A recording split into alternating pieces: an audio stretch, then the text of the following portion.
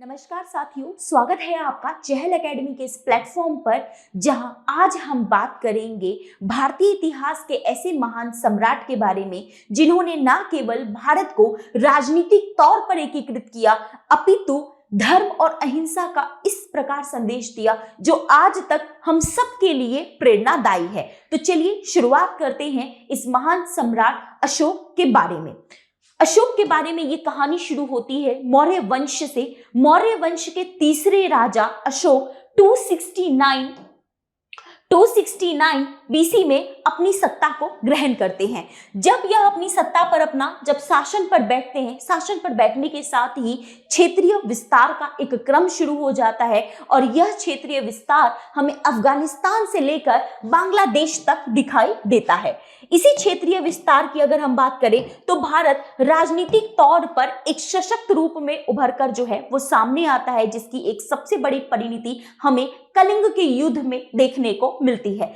कलिंग का युद्ध इतिहास की वो घटना जिसने न केवल एक साम्राज्य का हृदय परिवर्तित कर दिया, अपितु आगे आने वाली पीढ़ियों के लिए भी एक जो है शांति से किस प्रकार जो है चीजें ठीक हो सकती हैं, इसका एक बड़ा संदेश दिया। कलिंग युद्ध जिसे देखकर यहाँ पर अशोक का हृदय बदल जाता है, यह इतिहास की एक बहुत महत्वपूर्ण घटना है। कलिंग को जीतने के बाद जो है अशोक वह अपनी नीतियों में परिवर्तित करता है और अब यहाँ पर भेरी घोष के स्थान पर धम यहाँ पर जो है सो नीति इसका जो है वो प्रयोग करना शुरू करता है। धम घोष की जो है उसको बढ़ावा देता है। इसका क्या मतलब है? इसका मतलब है कि अब युद्ध के स्थान पर मुख्यतः शांति और वार्ता पे ध्यान दिया जाएगा, धम का जो है प्रयोग किया जाएगा।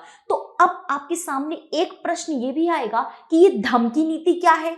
क्या यह बौद्ध धर्म है या इससे अलग? तो चलिए इस पर भी प्रकाश डालते हैं।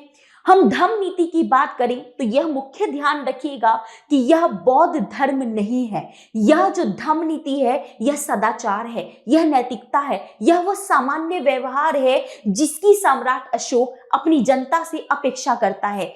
धम नीति के तहत कुछ बातें हैं, जैसे बड़ों का सम्मान करना, छोटों को प्यार देना, निर्धनों की सहायता करना, ब्राह्मणों, गुरुजनों या फिर जो भी बड़े विशिष्ट हैं उनके प्रति आदर रखना, जो दूसरे धर्म के भी लोग हैं उनके प्रति कोई वैर न रखना। इसी तरीके के संदेशों को जो है अशोक अपनी शासन नीति में भी अपनाता है और यहाँ पर जो है सो इस धम नीति को बढ़ावा देने के लिए वह इतिहास का यहाँ पर पहला सम्राट होता है जो अपनी जनता को शिलालेखों के माध्यम से, मतलब पत्थर पे जो है पत्थर पे लिखवा के, शिलालेखों पे अभिलेखों के माध्यम से अपनी जनता को जो है वह संदेश देता है। इन्हीं संदेशों के लिए वो जगह जगह बड़े बड़े से पिलर्स को भी गढ़वाता है, जिसमें आपका यहाँ पर कुछ पिलर्स बहुत ज्यादा महत्वपूर्ण है। आपने रामपुरवा के बारे में सुना होगा।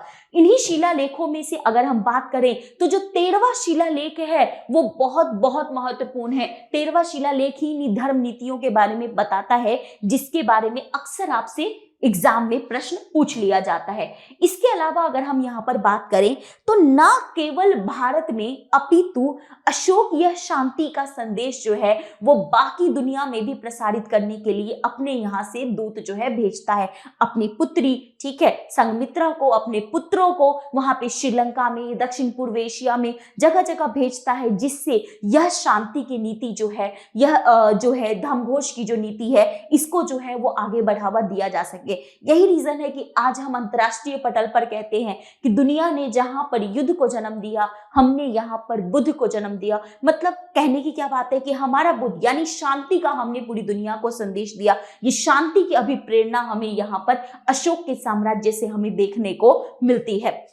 इसके अलावा अगर हम लोग बात करें तो ये तो हमने बात की उसकी शासक और यहाँ पर राजनीतिक नीतियों के बारे में। शासक और राजनीतिक नीतियों से भी इतर उसने यहाँ पर वास्तुकला में भी उसका एक बड़ा योगदान माना जाता है।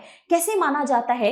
एक्चुअली मौर्य वंश से पहले या फिर हम अशोका के समय से पहले की बात करें तो अब तक जो संरचनाएं बन रही थी वह संरचनाएं ज्यादातर लकड़ी की बनी होती थी।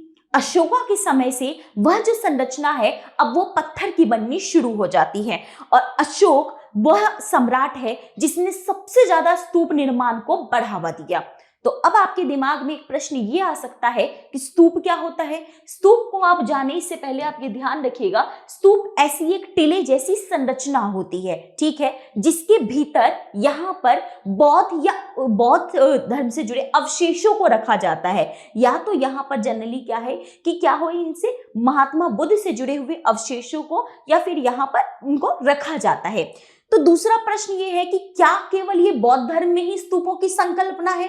तो भी आपको यहाँ पर ध्यान रखना है कि जो स्तूप की संकल्पना है वो भारत में ऋग्वैदिक काल से चलती आ रही है। जी हाँ, और इसी पर ही यूपीएससी ने अपने प्रीलिम्स में प्रश्न पूछ लिया था कि स्तूप मूलतः बौद्धों की संकल्पना है। तो हमारा जो ये स्टेटमेंट है वो यहाँ गलत हो जाएगा। याद रखिएगा कि जो स्तूप है वो भारत की प्राचीन समय से ही अनवरत चलती आ रही है। हाँ, बौद्धों के दौरान इसको लोकप्रियता मिली और इसको सबसे ज्यादा लोकप्रिय बनाने का श्रेय सम्राट अशोक को जाता है, जिन्होंने 84,000 से ज्यादा स्तूपों का निर्माण करवाया। जी हाँ, इन्होंने यहाँ पर इवन स्तूपों के निर्माण के अलावा भी अगर हम यहाँ पर बात करें तो ना केवल स्तूप निर्माण अपितु एक सेकेंड,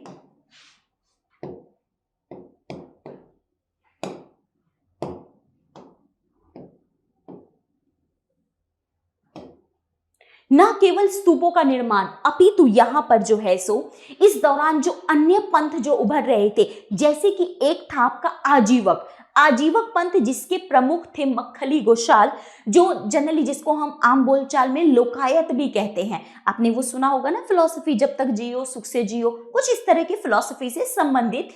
इस दौरान भी आजीवक जो संघ के जो अनुयायी थे, इनके रहने के लिए इनके आश्रय स्थल के रूप में यहाँ पर बराबर की गुफाओं का जो है निर्माण करवाया जाता है अशोक के द्वारा, और आगे उनके पौत्र होते हैं दशरथ इनके द्वारा। कहां पर? बिहार में, ठीक है, बिहार के जहानाबाद के पास। तो यानी यहाँ पर कहने का क्या मतलब है? कहने का ये मतलब है कि सम्राट अशोक की अगर हम यहाँ पर बात करें तो ना केवल हमें यहाँ पर राजनीतिक तौर पर, सामाजिक तौर पर, शासकीय तौर पर, कला के तौर पर एक ऐसा काल है जो भारत के आगे आने वाले सम्राटों के लिए एक बहुत ज्यादा एक अभिप्रेरणा का स्रोत बना। आगे इसी तरह के शासकों की जो है चर्चा हम आगे आने वाली वीडियोस में करेंगे। यहाँ तक के लिए इतना ही है। Thank you very much. जय हिंद।